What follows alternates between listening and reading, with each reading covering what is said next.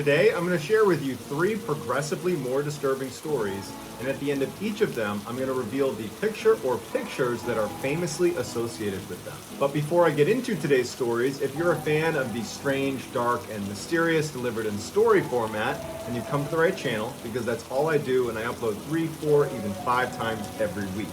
So if that's of interest to you, please offer to make the like button breakfast, but instead of powdered sugar, use baby powder on their French toast. Also, please subscribe to this channel and turn on all notifications so you don't miss any of my weekly uploads. All right, let's get into today's stories.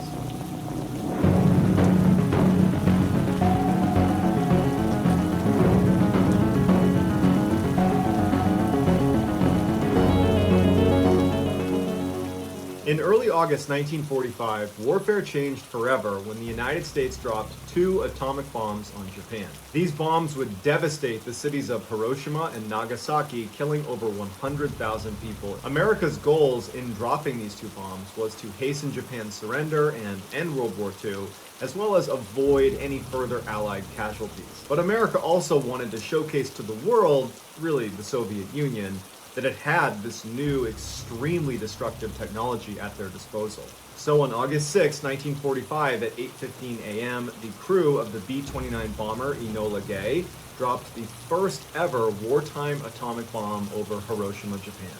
At the time, Hiroshima was a bustling regional hub that served as a military communications center, storage depot, and troop gathering area. When the bomb detonated over Hiroshima, immediately there was this flash of boiling light that scorched everything it touched. The blast burned at 10,000 degrees Fahrenheit, and the 70,000 people that were within 1,600 feet of the initial blast radius were instantly incinerated. After the dust had settled, 5 square miles of the city were just rubble. The Sumitomo Bank was within that blast radius. That morning before the bomb detonated, an elderly resident of Hiroshima had been sitting on the front steps of the bank waiting for the doors to open. They were clutching their walking stick and they had their other arm against their chest right as the bomb exploded. And when it did, they were one of the 70,000 people that were instantaneously vaporized. This Hiroshima shadow, as it's called, is all that is left of this person. Their shadow remained on the front steps of this bank for over 20 years before they finally removed that section of the stairs and brought it to a museum. In 2008, famous inventor Peter Madsen, along with a former NASA contractor, began what they called the ultimate DIY project in Copenhagen, Denmark. Their plan was to build a rocket ship from scratch and then fly it into space. This project made Madsen and his partner kind of like anti-establishment celebrities in Denmark. But by 2014, they still hadn't completed their rocket ship, and in fact, their efforts were stalled because Madsen and his partner had had this really public, nasty falling out, and Madsen had actually left the project and moved literally across the street and set up his own rocket building project with a separate team. 3 years later, in 2017, a freelance journalist named Kim Val, who was staying in Copenhagen with her boyfriend at the time, heard about the rival rocket ship makers and wanted to do a story about them. In the 4 years Kim had been a freelance reporter, she had traveled to places like Haiti to write about practitioners of voodoo, to Sri Lanka to document the tourism that goes on their former battlefields from their long civil war, and to Cuba to follow the underground network of people bringing TV and internet culture to the people. Kim was fascinated with what she called the undercurrents of rebellion, and here was just such a story literally down the road from where she was staying. She desperately wanted an interview with Madsen, but he was proving to be very difficult to get in touch with, and as months went on and still no luck, she was starting to lose hope that she would ever get to do this story. But on August 10th, 2017, the day before she and her boyfriend were planning to leave Denmark, she got a text message from Madsen saying that not only would he do the interview, but he would do it that night while riding on his homemade submarine. Prior to being known for his rocket building escapades, it was this homemade submarine that really put him on the map of famous inventors. Kim immediately said yes, this is exactly what she was hoping for, and then some. The idea that she got to write from the submarine would only add to the story. Before she left, she asked her boyfriend if he wanted to come along, and he would say that he was really close to wanting to go, but their friends had thrown them this big going away party because they were going to leave the next day. And since Kim was already not going to be there, he told her he would stay with all their friends to make sure they weren't too upset, and that she should just go, have a good time, and that he would see her in a few hours when she got back. Kim leaves their apartment and heads down to the dock to meet Madsen. She and Madsen would get on the homemade submarine at 7 p.m., but before going underneath the water, Madsen thought it'd be funny to drive past their apartment so Kim could wave to her boyfriend and all of her friends that were at this party. And so they drive past the apartment. Kim waves to her boyfriend and all the people at their going away party. Her boyfriend would take a couple pictures of her, and then Kim would go back down into the submarine. Madsen would follow her, close the hatch behind them, and disappear into the ocean. Later that night, when Kim still hadn't returned, Kim's boyfriend started to get worried that something could be wrong. They did have a flight very early the next morning, and so it seemed odd that they wouldn't be back by now. And so he took his bike and he went down to the dock and he just waited for them.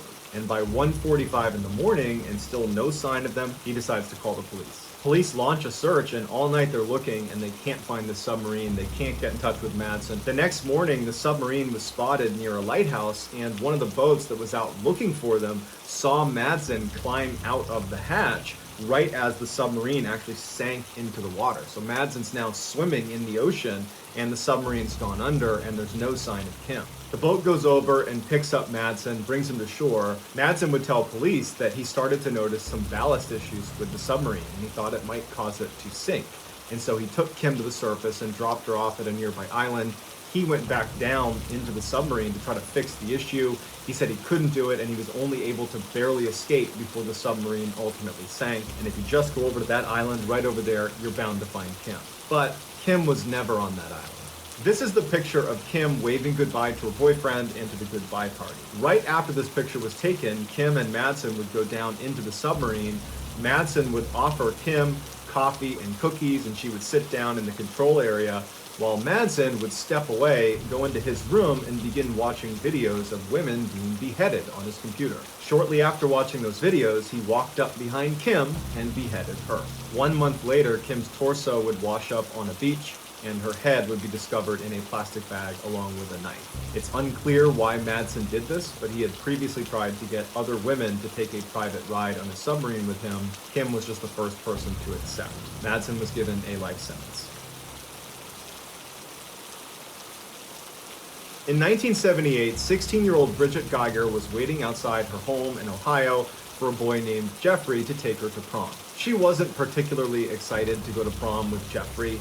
He was known to be really nervous around girls, and so she figured it was going to be a pretty awkward date, but nobody else had asked her to go, and she really wanted to go to prom, so she said yes. When Jeffrey showed up, she was immediately disappointed. He was wearing this odd ensemble of vest and bow tie, as opposed to the standard tuxedo that she was anticipating him wearing, and so now they weren't going to match. He was also so nervous that he was visibly shaking and couldn't pin her corsage to her dress. And so Bridget's mom had to come out and put the corsage on. After the corsage was on, Bridget's mom would take a couple of very awkward photos of them kind of stiffly standing in front of her house before they ultimately got in Jeff's car and headed for the prom. When they arrived, Bridget wanted to go on the dance floor to see her other friends to kind of lighten the mood because she was not having a good time with Jeffrey so far. But she did stay with him, and it was clear that Jeffrey hated being at the prom. He hated being around this swarming group of teenagers. Bridget felt kind of bad and said, "Hey Jeffrey, do you want to go sit down and just grab a bite to eat over at the little food cart they have here?" Jeffrey's very relieved and says, "Yes, I'd love to do that." And the pair leave the dance floor and walk over to the little food court area. As they're about to sit down, Jeffrey pulls the chair out for Bridget. She sits down, he kind of pushes her in like a gentleman, but then instead of sitting down with her, he just walks away without telling her where he's going. Bridget assumed he was just going to the bathroom, but after a really long amount of time had passed, and it was clear he had not just gone to the bathroom, she got up to go look for him. And so she went on the dance floor, she can't find him in the building, and so she goes outside to see if maybe his car's not there anymore. Maybe he just left. And she sees his car, it's still in the lot. When she turns around to go back into the prom, she sees Jeffrey sitting on a curb just eating McDonald's cheeseburgers. And she goes over to him and she's like, "What are you doing out here?" And so he told her that he just wanted to step outside and get a couple cheeseburgers and then come back and he would sit with her while she ate, but they wouldn't let him back in. And so he just went and got more cheeseburgers and thought he would wait here until she came outside. And now that she was outside, she couldn't get back in either. So she just says, hey, I'd like to just go home. And so Jeffrey is mortified and he tells her, I'm so sorry. I wanted this to be a nice evening for you. I'm sorry it wasn't. He drives her home. He says goodbye. She walks into her house. He drives off, and that was that. Bridget only saw Jeffrey one more time after that. It was about a week after prom, and Jeffrey actually invited her to come over his house for what he was calling a house party. And Bridget's like, there's no way this kid's throwing a house party. He can barely stand to be around just me, let alone a crowd of people. But she was polite and said, sure, I'd love to come to your house party. She gets there and there's no food, there's no music, there's like 3 people there. And as soon as she walks in, all Jeffrey wanted to do was have a seance and communicate with the devil. She was so immediately creeped out by Jeffrey's behavior that after only a couple of minutes, she just turned around and left his house party and did not see him again. Well, until 13 years later when she would read about him in the newspaper. 13 years later, on July 22nd, 1991, Milwaukee, Wisconsin police spot a man named Tracy Edwards running down the road in handcuffs. They run over to him and they say, what's going on? And he says that a man was holding him hostage in his apartment, that he threatened to kill me. I was able to overpower him and escape, and here I am. The police go to this apartment that he apparently escaped from and they knock on the door. The door opens and the police are confronted by this tall man who introduces himself as Jeffrey. He tells police this is all a big misunderstanding and that Tracy Edwards is a friend of his and I don't know what's gotten into him. And the police were actually close to believing him. They would even say he was really convincing. But as they're talking to him, one of the officers kind of looks behind Jeffrey into his apartment and he sees on the coffee table what are clearly pictures of dismembered body parts. And so they arrest Jeffrey, and when his apartment was fully searched, a house of horrors is revealed. In addition to photos of body parts, the apartment itself was littered with human remains. There were several human heads in the freezer and the refrigerator, and in his bedroom was a 57-gallon drum containing more dead bodies that were decomposing in chemicals. There was also evidence that suggested Jeffrey was eating these people. Now, Jeffrey lived in a crowded apartment complex, and so other neighbors had complained about this awful smell coming from his room. But he had been able to explain it away and convince everybody that it was just some bad meat. However, the most horrifying revelation about how Jeffrey was able to conceal these horrible crimes he was committing in the middle of a city apartment would come a few days later. Apparently, 2 months before Tracy Edwards had run out of Jeffrey's apartment in handcuffs and flagged those officers down, another boy had left the apartment in handcuffs and was running down the road, and police stopped him. But the boy couldn't really speak. He wasn't able to articulate why he was there or what he was doing. And as police are talking to him, Jeffrey comes running up the road, flags the officers down, and thanks them for finding his boyfriend. They had gotten into a lover's quarrel and that everything was just fine. And so the police shrug it off and say, no problem, we'll even give you a ride back to your apartment. And so they drive the boy and Jeffrey back to Jeffrey's apartment. They watch them go inside and the police leave. But if the police had paid a little bit more attention, they would have seen there was a hole drilled in the back of his head by Jeffrey. He had been pouring acid into this kid's head to try to control him, and that was why this boy couldn't speak. And as soon as the police let them go back into the apartment, Jeffrey killed the boy, because Jeffrey, Bridget's prom date, turned out to be none other than infamous serial killer Jeffrey Dahmer, who killed 17 people over a 13-year period. Just days after this picture was taken of Jeffrey and Bridget, right before they headed off to prom together, Jeffrey would kill his first victim and start that 13-year killing spree. Dahmer was ultimately given a life sentence, but was killed by another inmate. So that's going to do it, guys. Let me know what you thought of these 3 stories in the comments, and I will pin the best comment at the top of the comment section. If you enjoyed today's video and you haven't done this already, please offer to make the like button breakfast, but instead of powdered sugar, put baby powder on their French toast. Also, please subscribe to this channel and turn on all notifications so you don't miss any of my weekly uploads. If you want to get in touch with me, you can direct message me on Twitter or on Instagram. My username is the same on both platforms. It's JohnBallin416. I also have a ton of content over on TikTok. My username over there is Mr. Ballin. If you have a story suggestion, please submit it to our subreddit just called Mr. Ballin. It's linked in the description below. So whether I see you on Instagram, Twitter, TikTok, Reddit, YouTube, or some combination, just know that I really appreciate your support. And until next time, guys, that's going to do it. See ya.